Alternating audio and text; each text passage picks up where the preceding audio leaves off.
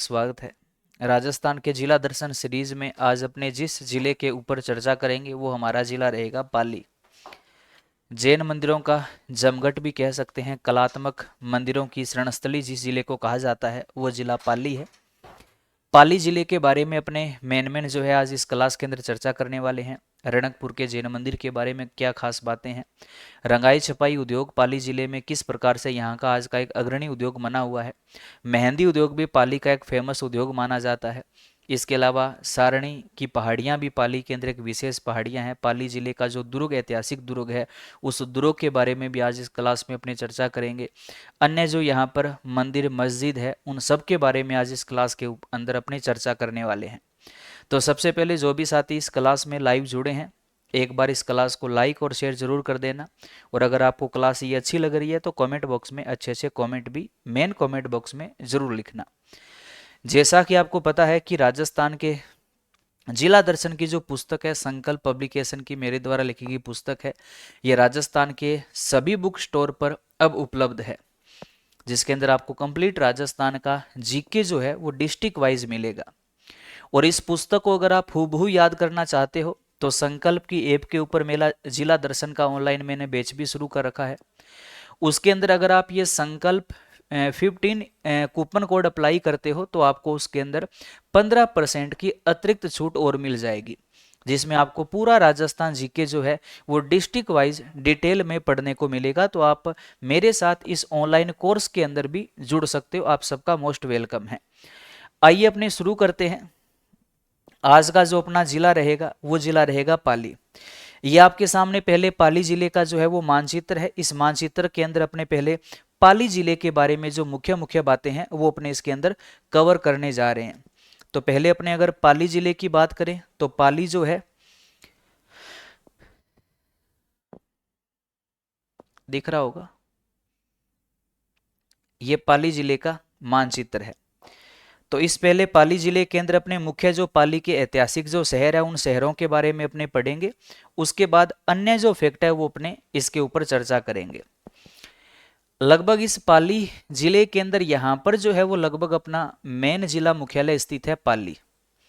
यहाँ पर ये अपना मेन जिला मुख्यालय पाली है, जिसके बारे में आज अपने को पढ़ना है। उसके अलावा पाली जिले की अन्य मुख्य जो है वो तहसीलें हैं, जिसमें उत्तरी दिशा की बात करें तो यहाँ पर रोहट है और यहाँ पर जो तहसील है वो है सोजत।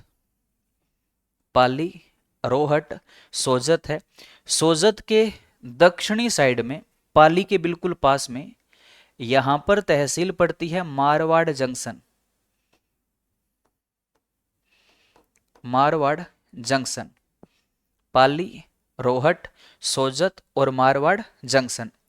मारवाड़ जंक्शन के दक्षिण में, मारवाड़ जंक्शन के बिल्कुल पास में और पाली के दक्षिण में यहाँ पर रानी है और यहाँ पर जो तहसील है वो पड़ती है देसूरी। पाली, उसके नीचे रानी है, रानी के बाद में देसूरी है। देसूरी के बिल्कुल पास में अगर अपने बात करें, पाली, रानी, देसूरी, उसके पास में यहाँ पर बाली है और बाली के दक्षिण में यहाँ पर सुमेरपुर है।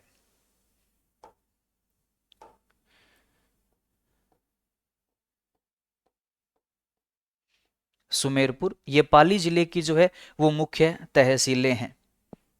ठीक है, पाली है, मारवाड़ जंक्शन, सोजत, रोहट, रानी, देसूरी, बाली और सुमेरपुर। अच्छा सॉरी भाई, थोड़ा सा ध्यान रखिएगा।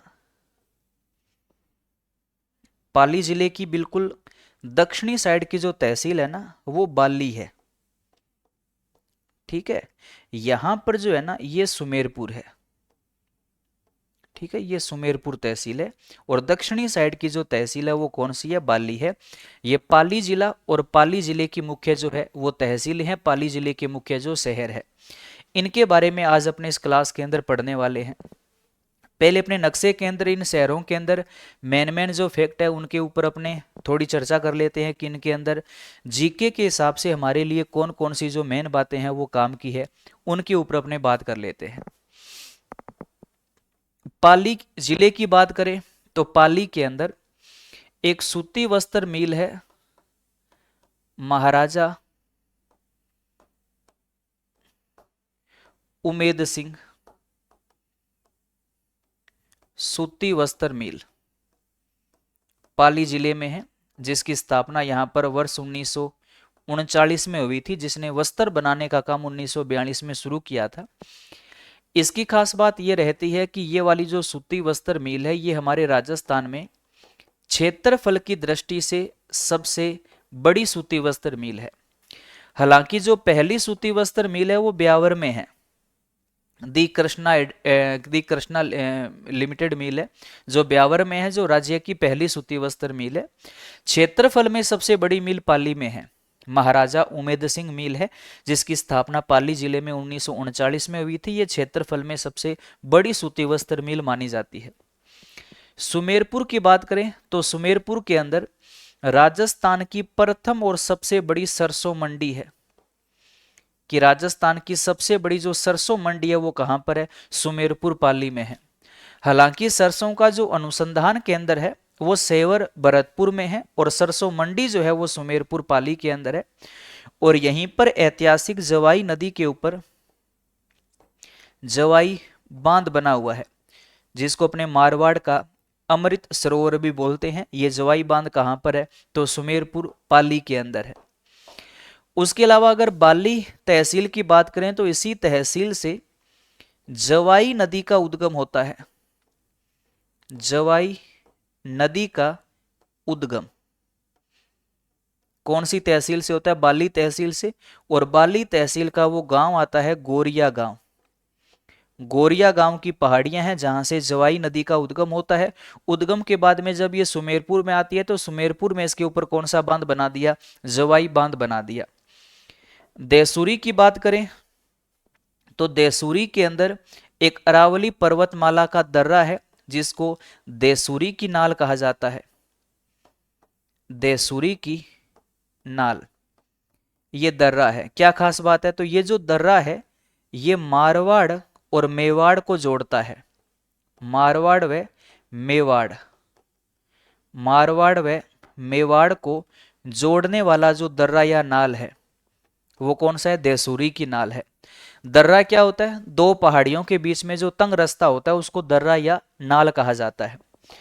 उसके बाद अगर अपने बात करें सोजत की, तो सोजत की खुशबूदार मेहंदी प्रसिद्ध है, कि अपने राजस्थान में खुशबूदार मेहंदी कहाँ की प्रसिद्ध है, सोजत पाली की प्रसिद्ध है। जबकि लाल सुर्ख मेहंदी जो है वो गेलुन राजसमंद की प्रसिद्ध है। और इसी सोजत के अंदर मेहंदी फेमस है, तो यहां पर मंडी भी किसकी होगी, मेहंदी मंडी होगी। और मेहंदी मंडी के साथ साथ याद रखना यहां पर अन्य जो मंडी है वो यहां पर मेहंदी मंडी है। इसके अलावा मेहंदी मंडी है, इसके अलावा यहां पर जो है यहाँ की खुशबूदार जो मेहंदी है वो भी सोजत की फेमस है। तो ये पाली की मुख्य तहसीलों के बारे में ऐतिहासिक बातें हैं जो जीके के अंदर बार बार एग्जाम में पूछी जाती है। पाली जिले में क्षेत्रफल की सबसे बड़ी सूती वस्त्र मिल है महाराजा उमेद सिंह मिल। सुमेरपुर में सबसे बड़ी सरसों मंडी है। सुमेरपुर में जवाई बांध है, जिसको अपने मारवाड़ का अमृत सरोवर भी बोलते हैं। बाली तहसील के गोरिया गांव से जवाई नदी का उद्गम होता है।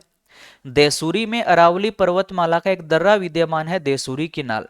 खास बात है ये दर्रा मारवाड़ और मेवाड़ को जोड़ने का काम करता है। सोजत की बात करें तो यहाँ पर मेहंदी मंडी स्थित है, कृषि विपणन मेहंदी की विपणन मंडी यहाँ पर स्थित है। और सोजत की खुशबूदार मेहंदी फेमस है। और यहाँ का मेहंदी उद्योग जो है वो पाली जिले का फेमस है। और मेहंदी उद्योग का जो मेन केंद्र है वो कौन सा है, सोजत पाली यहाँ का फेमस माना जाता है। ये पाली जिले के मानचित्र के बारे में था। इतना समझ आ गया होगा। अब अपने पाली जिले के बारे में जो अन्य बातें हैं वो कवर करते हैं। पहले अपने बात करते हैं कि पाली के जो प्राचीन नाम है वो क्या मिलते हैं। तो पाली जिले के अगर अपने प्राचीन नामों की बात करें तो पाली के प्राचीन नामों में पलिका नगरी, पलिका और अन्य जो नाम है इसका पेपावती मिलता है। इसके प्राचीन जो नाम है वो है पलिक या पलिका नगरी, पलिका नगरी। पालिक, अन्य जो है वो पाली जिले के प्राचीन नाम मिलते हैं। यानी कि जो पाली का नाम है, पाली से संबंधित इसके जो प्राचीन नाम है वो किताबों में लिखे होते हैं, तो ये इस पाली के अपने प्राचीन नाम जो है वो मान सकते हैं। पलिका नगरी या पलिक नगरी है, इसके अलावा इसका प्राचीन नाम पालिक है। इसके अलावा अपने जैसे अपने पेपावती एक नाम है, वो भी किताबों में अपने पढ़ते हैं, पेपावती, पेपावती, ये भी इसके प्राचीन नामों में कई किताबों में लिखा होता है। तो ये इसके प्राचीन नाम है, कोई ज्यादा इतने महत्वपूर्ण है नहीं, बस पाली जो नाम है उससे मिलते जुलते से नाम है। इसके अलावा अगर पाली को अपने कोई उपनाम देना पड़े, उपनाम देना पड़े, तो पाली को जैन मंदिरों का जमघट कहा जाता है, जमघट कहा जाता है। कलात्मक मंदिरों की नगरी कहा जाता है, किसको? पाली को कहा जाता है। जैन मंदिरों का जमघट कहा जाता है, कलात्मक मंदिरों की इसको नगरी कहा जाता है।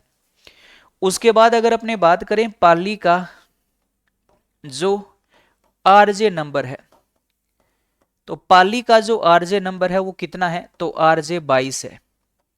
पाली जिले का जो आरजे नंबर है वो कितना है? तो आरजे 22 है। याद रखिएगा सुमेरपुर का जो आरजे नंबर है ना, सुमेरपुर का जो आरजे नंबर है वो 57 है। ये तो पाली का है। इसके अलावा अगर आपसे पूछे सुमेरपुर, सुमेरपुर का जो आरजे नंबर है वो कितना है? 57 है। और पाली का जो आरजे नंबर है वो कितना है?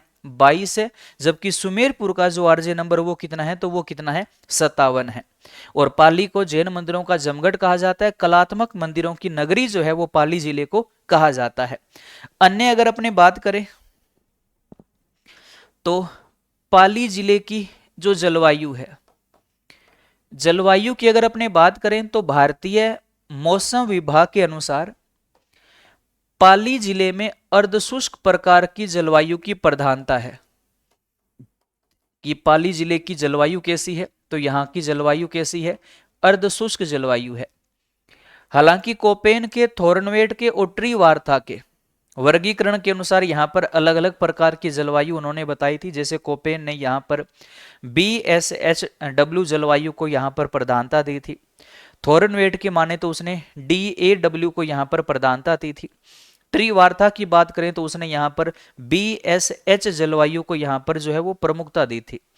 लेकिन भारतीय मौसम विभाग यहाँ की जलवायु कैसी मानता है? तो यहाँ पर अर्धशुष्क जलवायु जो है वो भारतीय मौसम विभाग मानता है। उसके बाद अगर बात करें पाली के अंदर जो मिट्टी पाई जाती है, तो पाली का जो उत्तरी भाग है वहां पर रेतीली बलुई मिट्टी का भी विस्तार है। रेतीली बलुई मिट्टी का जो विस्तार है वो पाली जिले के उत्तरी भाग पर देखा जाता है। इसके अलावा यहाँ पर भूरी जो रेतीली मिट्टी है उसका भी विस्तार यहाँ पर देखने को मिलता है। और यहाँ पर जो लूणी बेसिन के आसपास वाला जो एरिया है उसके पाली के दक्षिणी भाग में हालांकि लवणीय मिट्टी का भी विस्तार देखने को मिलता है, लेकिन ज्यादा यहाँ पर रेतीली बलुई मिट्टी और भूरी मिट्टी का जो विस्तार है वो यहाँ पर पाली जिले में देखने को मिलता है। उसके अलावा पाली जिले के अंदर अगर अपने वनस्पति की बात करें तो यहाँ पर अर्धशुष्क टाइप की वनस्पति पाई जाती है। यानी कि यहाँ पर एक तो मरुद्भिद प्रकार की जो वनस्पति है जिसको अपने जीरोफाइट्स वनस्पति बोलते हैं, जीरोफाइट्स वनस्पति जो है वो यहाँ पर पाई जाती है, जीरोफाइट्स या मरुद्भिद वनस्पति। हालांकि इस वनस्पति का अधिकांश जो एरिया है वो मरुस्थल का पश्चिमी भाग है, लेकिन पाली वाले क्षेत्र के अंदर भी ये वनस्पति हमें मिलती है।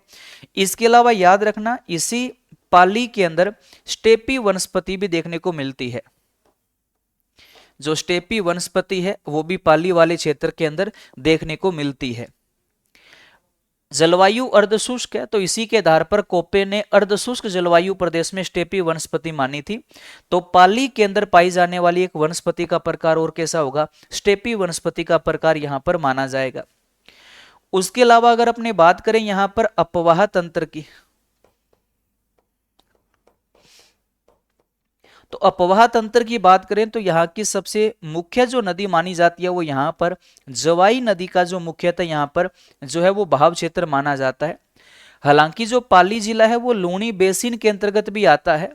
लूणी नदी का जो बहाव है वो पाली के उत्तरी भाग में से माना जाता है, लेकिन लूणी नदी को पाली जिले में प्रमुखता इसलिए नहीं दी जाती क्योंकि पाली के कोई आंशिक बहाव के पाली जिले के आंशिक क्षेत्र में लूणी नदी थोड़ी सी बहकर जाती है। तो कई किताबों में लूणी नदी को पाली में बहता हुआ मानते भी है और नहीं भी मानते, क्योंकि एक छोटे से गांव को कवर करती है। तो यहाँ की जो मेन नदी अपने मान सकते हैं वो यहाँ की कौन सी है, जवाई नदी है। और इसी नदी के ऊपर निर्मित जो बांध है वो बांध कौन सा है, जवाई बांध है। जवाई बांध है जो इसी नदी पर निर्मित है, पाली जिले के अंदर है। और पाली जिले का वो कस्बा कौन सा है, तो वो कौन सा है, सुमेरपुरा कस्बा है। कौन सा कस्बा है, सुमेरपुरा कस्बा है, जिस कस्बे के अंदर ये जवाई बांध बना हुआ है। अब इस जवाई बांध को थोड़ा ढंग से कवर करना एग्जाम के लिए बड़ा महत्वपूर्ण है। देखिएगा, अगर अपने जवाई बांध की बात करें तो जवाई नदी पर पाली जिले के कौन से कस्बे में बना हुआ है, तो ये सुमेरपुरा जो कस्बा है उस कस्बे के अंदर ये जवाई बांध बना हुआ है।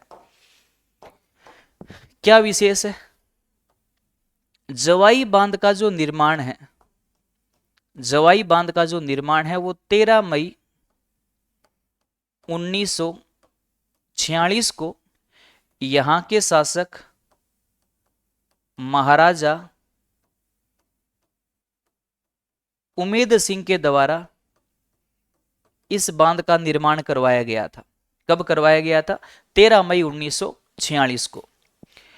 और महाराजा उमेद सिंह के कहने पर इस जवाई बांध का निर्माण करने वाले जो इंजीनियर थे उनके नाम याद रखना। ए का नाम था फर्ग्यूसन व ए का नाम था एडगर। ये जवाई बांध को बनाने वाले दो इंजीनियर थे।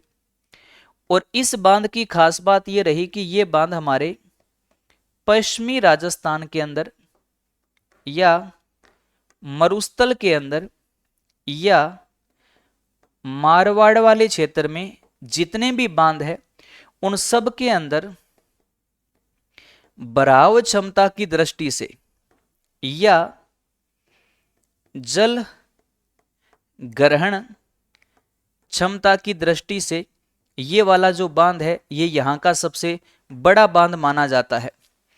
हालांकि अपने पूरे राजस्थान में बहाव क्षमता का सबसे बड़ा जो बांध है वो राणा प्रताप सागर बांध है, चित्तौड़गढ़ में चंबल पर बना हुआ है। जबकि मरुस्थल में बहाव क्षमता का सबसे बड़ा जो बांध है वो कौन सा है, जवाई बांध है।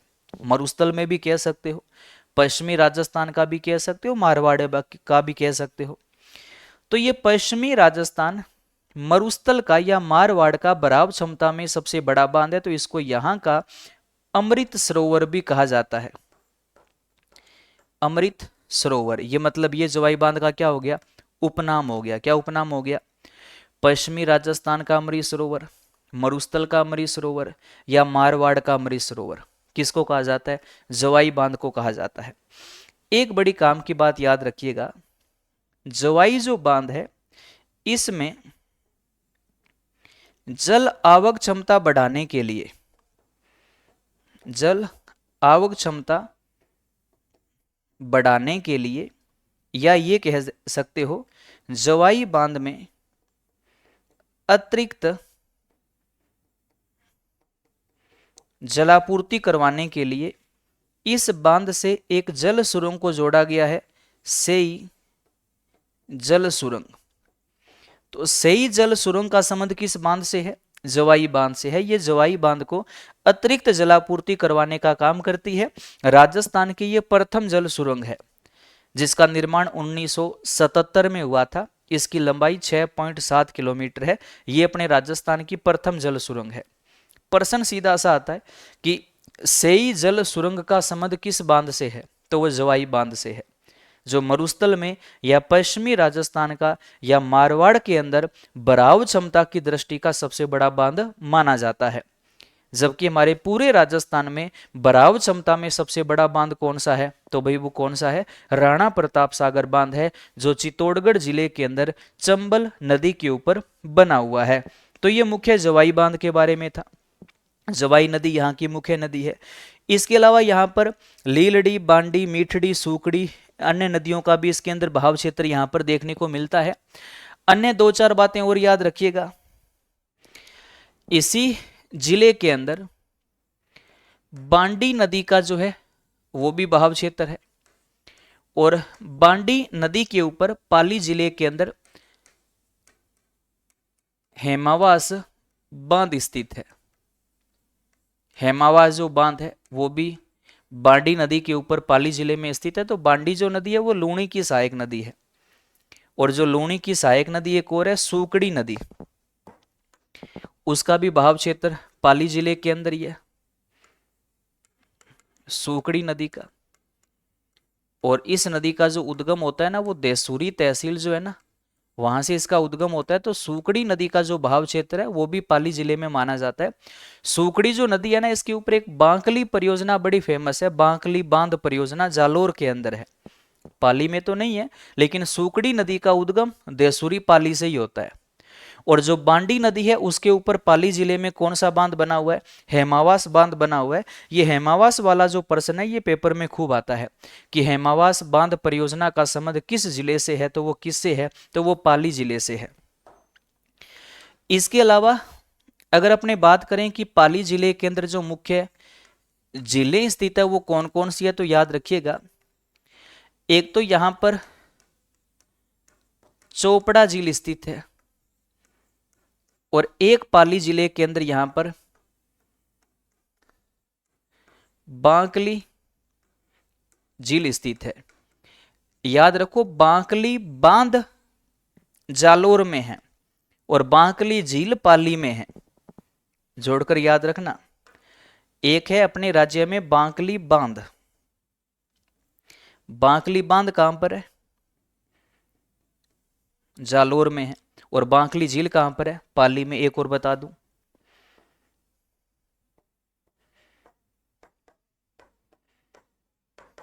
सरदार समंद एक नाम आएगा, ठीक है। सरदार समंद नाम का बांध भी है और सरदार समंद नाम की झील भी है, ठीक है, समझना। सरदार समंद बांध जो है ये तो है पाली में, और सरदार समंद झील जो है ये है जोधपुर के अंदर, ठीक है। ये भी एक अच्छा फैक्ट है। ये सरदार समंद बांध जो है ना, ये सूकड़ी नदी के ऊपर बना हुआ है, पाली जिले में बना हुआ है। जबकि सरदार समंद झील कहां पर है? जोधपुर में है। तो बांकली झील पाली में है और बांकली बांध जालोर में है। अच्छा फैक्ट है, एक जैसे नाम है, एग्जाम में बहुत पूछे जाते हैं। एक जैसे नामों को ढंग से कवर करने की कोशिश करना।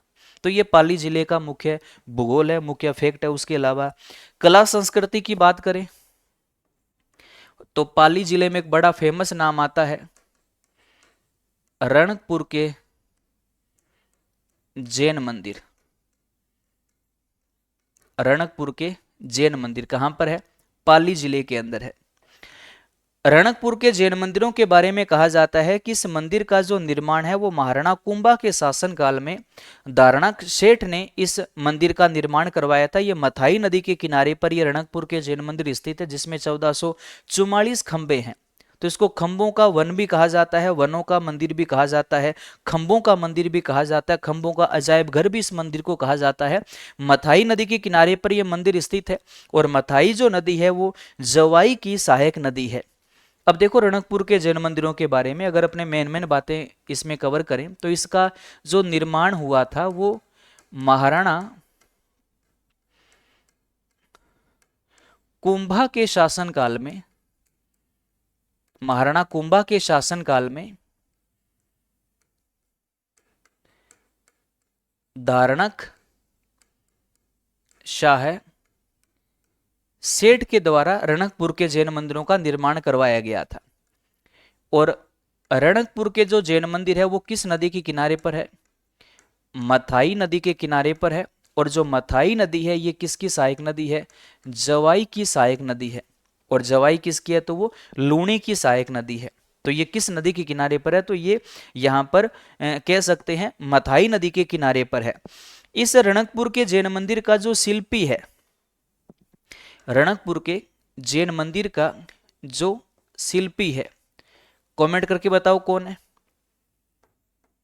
देप्पा या देपाग जो है वो रणकपुर के जैन मंदिर का मुख्य शिल्पी माना जाता है। कि रणकपुर के जैन मंदिर का मुख्य शिल्पी कौन है, तो देप्पा या देपाग जो है यह मुख्य शिल्पी माना जाता है। और रणकपुर के जैन मंदिर में जिस तीर्थंकर की मुख्य रूप से जो मूर्ति यहाँ पर स्थापित है वो यहाँ पर आदिनाथ जी है। आदिनाथ जी जो जैनियों के प्रथम तीर्थंकर थे, उनकी जो मूर्ति है इस जैन मंदिर के अंदर मुख्य जो मूर्ति है वो इनकी यहाँ पर विराजमान है। और रणकपुर के जो जैन मंदिर है इसमें टोटल अगर अपने खंभों की बात करें तो इसके अंदर टोटल 1444 खंभे हैं। 1444 खंभों से ये जो मंदिर है ये निर्मित है। तो सबसे ज्यादा जो खंभे वाली इमारत है वो ये रणकपुर के जैन मंदिर माने जाते हैं। इसको खंभों का अजायब घर भी कहा जाता है, इसको चौमुखा मंदिर भी कहा जाता है। चौमुखा मंदिर के नाम से भी इसी को जाना जाता है। इस मंदिर को खंभों का मंदिर कहा जाता है, खंभों का मंदिर कहा जाता है, खंभों का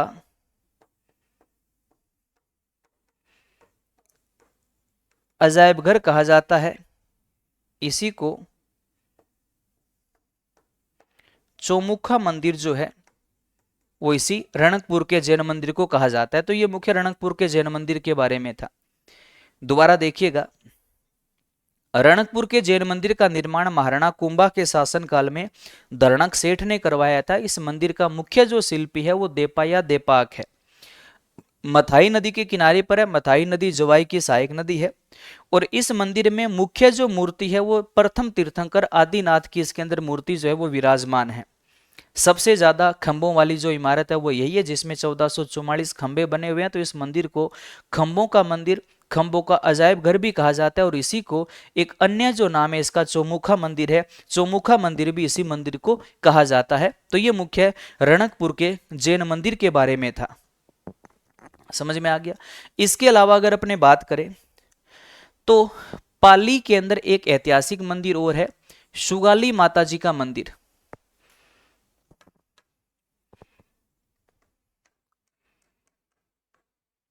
सुगाली माता जी का मंदिर। और पाली में कहां पर है, तो पाली के अंदर आउवा के अंदर है। पाली में कहां पर है, तो ये आउवा के अंदर है। किन का मंदिर है, सुगाली माता जी का मंदिर है, जो पाली में कहां पर है, तो ये पाली के अंदर आउवा के अंदर है। क्या खास बात है, सुगाली माता 1857 की क्रांति की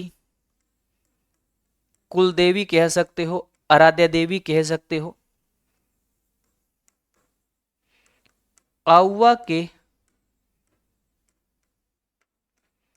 ठाकुरों की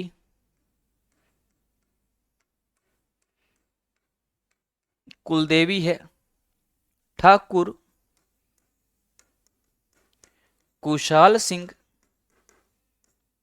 चंपावत की इष्ट देवी है, इष्ट देवी है। और इसी माता को 10 सिर व 54 हाथों वाली माता भी कहा जाता है। 10 सिर व 54 हाथों वाली माता भी इसी सुगाली माता को कहा जाता है। तो सुगाली माता का ऐतिहासिक मंदिर पाली में कहां पर है, तो आउवा के अंदर है। ये आउवा के ठाकुरों की कुल देवी है, 1857 की क्रांति की देवी है। ठाकुर कुशाल सिंह चंपावत, जिन्होंने आउवा के अंदर 1857 की क्रांति का जो है वो उस क्रांतिकारियों का मेन इन्होंने नेतृत्व किया था। इनकी इष्ट देवी भी सुगाली माता है। और सुगाली माता को 10 सिर और 54 हाथों वाली जो माता है वो भी किनको कहा जाता है, तो सुगाली माता को कहा जाता है। इनका मंदिर भी कहां पर है, तो इनका मंदिर भी पाली में। और पाली में कहां पर है, तो इनका मंदिर जो है वो आउवा के अंदर है। उसके अलावा एक आपने आउवा केंद्र नाम सुना होगा, फालना। फालना कहां पर है? पाली के अंदर है। और फालना के छाते प्रसिद्ध है। छाते प्रसिद्ध है कि छाते कहाँ के प्रसिद्ध है? तो फालना पाली के प्रसिद्ध है। छाते कहाँ के प्रसिद्ध है? तो ये फालना पाली के जो है वो छाते प्रसिद्ध है। खास बात है यहाँ पर फालना के अंदर जैन संप्रदाय का प्रथम एक स्वर्ण मंदिर है। याद रखिएगा, फालना के अंदर जैन संप्रदाय का प्रथम स्वर्ण मंदिर कहां पर है? फालना के अंदर। इसलिए इसको जैन संप्रदायों का अमृतसर भी कहा जाता है। इसको जैन संप्रदाय का अमृतसर भी कहा जाता है। इसी को मिनी मुंबई भी कहा जाता है। फालना को इसी को मिनी मुंबई भी कहा जाता है। फालना छातों के लिए प्रसिद्ध है। और यहाँ पर जैन संप्रदाय का प्रथम जो है वो स्वर्ण मंदिर भी कहां पर है? तो वो फालना पाली के अंदर स्थित है। इसके अलावा आपको ये भी पता है कि ओम बन्ना जी का जो मेन मंदिर है वो भी पाली के अंदर ही है। ओम बन्ना जी का मंदिर, ओम बन्ना जी का मंदिर पाली में कहां पर है? चोटीला के अंदर है। पाली में जगह का नाम है चोटीला। ड्राइवरों के इष्ट देवता है ओम बन्ना जी। इनका भी जो मेन मंदिर है वो चोटीला पाली के अंदर है। और चोटीला के अंदर एक दरगाह भी तो है, बताओ कौन सी है ना? एक दरगाह भी है, चोटीला पीर दुल्ले शाह की दरगाह।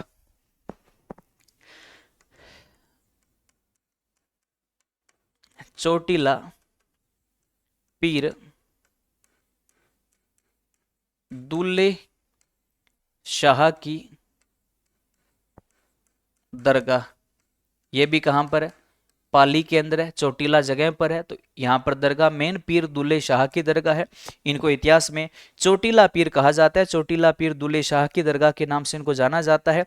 इसके अलावा एक यहां पर पाली जिले की बात करें तो यहां पर याद रखना, खुदा बख्श की दरगाह भी कहां पर है? तो वो भी पाली के अंदर है। खुदा बख्श की दरगाह भी पाली के अंदर है। चोटीला पीर दुल्ले शाह की दरगाह भी पाली के अंदर है। उसके अलावा एक यहां पर याद रखना, मस्तान बाबा की दरगाह, मस्तान बाबा की दरगाह भी कहां पर है? पाली के अंदर है। मस्तान बाबा की दरगाह भी कहां पर है? पाली के अंदर है। और ये मस्तान बाबा की जो दरगाह है ना, ये वैसे मेन सुमेरपुर के अंदर है। मेन ये कहां पर है? याद रखो, सुमेरपुर के अंदर है। वैसे पाली जिला याद रखना, मेन जिले के साथ में दरगाहों के प्रश्न जो है पेपर में कई बार आ जाते हैं। तो मस्तान बाबा की दरगाह भी कौन से जिले के अंदर है? पाली में है। और पाली में मेन जगह का नाम क्या है? तो यहां पर मेन जगह का जो नाम है वो क्या है? सुमेरपुर है। उसके अलावा पाली के अंदर याद रखना, परशुराम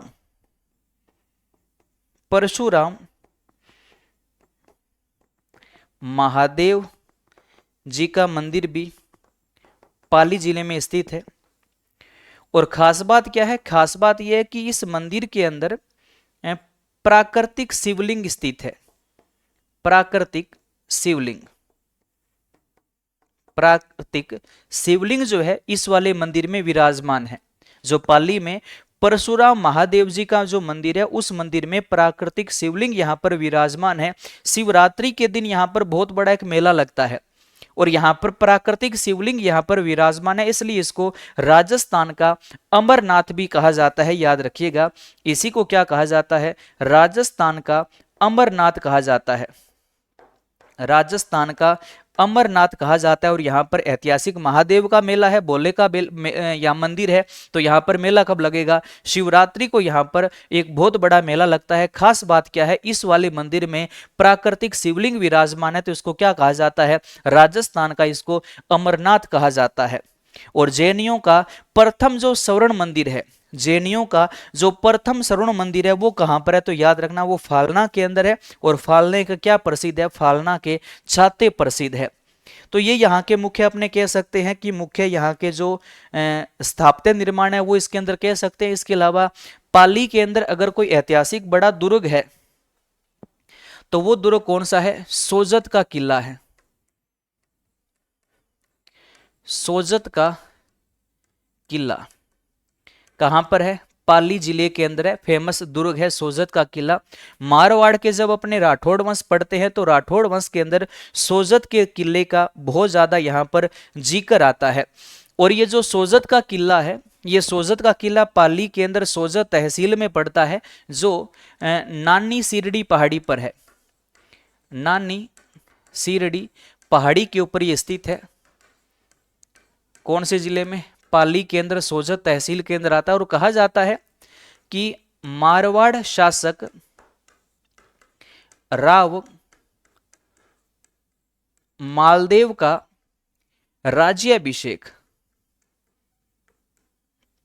राज्याभिषेक इसी दुर्ग में हुआ था, सोजत के दुर्ग में हुआ था, जो पाली के अंदर नानी सिरडी पहाड़ी के ऊपर ये दुर्ग जो है ये यहाँ पर विराजमान है। और यहीं पर मारवाड़ के शासक राव मालदेव का जो है वो राज्याभिषेक भी यहीं पर हुआ था। और राव मालदेव को हशमत वाला राजा कहा जाता है। 52 युद्धों का विजेता भी राव मालदेव को कहा जाता है। ऐतिहासिक इन्होंने 1541 में पाहेबा साहेबा का युद्ध लड़ा था और 1544 में गिरी सुमेल का युद्ध भी लड़ा था शेरशाह सूरी के साथ। जिस युद्ध विजय के बाद सूरी ने कहा था कि एक मुट्ठी भर बाजरे के लिए मैं आज हिंदुस्तान की बादशाहत को बैठता, तो वही मारवाड़ का प्रतापी राजा है राव मालदेव, जिसका राज्याभिषेक सर्वप्रथम कहां हुआ था? तो पाली के सोजत के दुर्ग में हुआ था। और यहीं पर पाली जिले के अंदर राव सिंहा का स्मारक भी है। राव सिंहा का स्मारक भी कहां पर है? पाली के अंदर। और राव सिंहा जो था वो मारवाड़ के राठौड़ वंश का संस्थापक है। मारवाड़ के राठौड़ वंश का संस्थापक कौन है? तो राव सिंहा है। और राव सिंहा का जो स्मारक है वो किस जिले के अंदर आता है? तो इसका स्मारक, राव सिंहा का स्मारक जो है वो भी कहां पर बना हुआ है? पाली जिले के अंदर बना हुआ है। और ये मेन बिट्ठू गांव के अंदर राव सिंहा का स्मारक है। बस मेन जिला याद रखना कि राव सिंहा का स्मारक कौन से जिले में? पाली के अंदर है। और मारवाड़ के राठौड़ वंश का संस्थापक कौन था? तो वो राव सिंहा था। और सोजत के दुर्ग में मारवाड़ के शासक राव मालदेव का राज्याभिषेक हुआ था। इसके अलावा पाली जिले के अंदर 1857 की जब अपने क्रांति पढ़ते हैं, 1857 की जब अपने क्रांति पढ़ते हैं तो 1857 की क्रांति के अंदर एक आउवा का बहुत बड़ा जिक्र आता है। और आउवा के अंदर क्रांति का नेतृत्व करता जो था वो कौन था? ठाकुर कुशाल सिंह चंपावत था। ठाकुर कुशाल सिंह चंपावत यहां का मुख्य नेतृत्वकर्ता जो है वो आउवा में क्रांति का नेतृत्वकर्ता माना जाता है। कहा जाता है कि 1857 की क्रांति में आउवा के अंदर कोई बहुत बड़ी सैनिक छावनी नहीं थी, क्योंकि उस समय हमारे क्रांति के समय राज्य में 6 सैनिक छावनी थी। आउवा में कोई भी सैनिक छावनी नहीं थी, लेकिन फिर भी क्रांति का सबसे बड़ा जो विद्रोह हुआ था, ऐतिहासिक जो क्रांति के 2 बड़े युद्ध हुए थे, और उस युद्ध का जो मेन केंद्र था वो आउवा ही था। जहां पर आपको ये पता है एक बिथोड़ा का युद्ध हुआ था और एक यहाँ पर चेलावास का युद्ध हुआ था। 10 दिन का गैप था। 2 बड़े ऐतिहासिक युद्ध हुए थे। एक हुआ था 8 सितंबर 1857 को और एक हुआ था 18 सितंबर 1857 को। 8 सितंबर को जो युद्ध हुआ था उस युद्ध का नाम था बिथोड़ा का युद्ध। बिथोड़ा का युद्ध हुआ था। और 18 सितंबर को जो युद्ध हुआ था वो कौन सा हुआ था? चेलावास का युद्ध हुआ था। चेलावास का युद्ध हुआ था। इस युद्ध को गोरों कालों का युद्ध भी कहा गया था। गोरों कालों का युद्ध भी किसको कहा गया था? चेलावास युद्ध को कहा गया था। जो कब हुआ था? 18 सितंबर 1857 को यहां पर चेलावास का युद्ध हुआ था। उसी को गोरों कालों का युद्ध भी कहा गया था।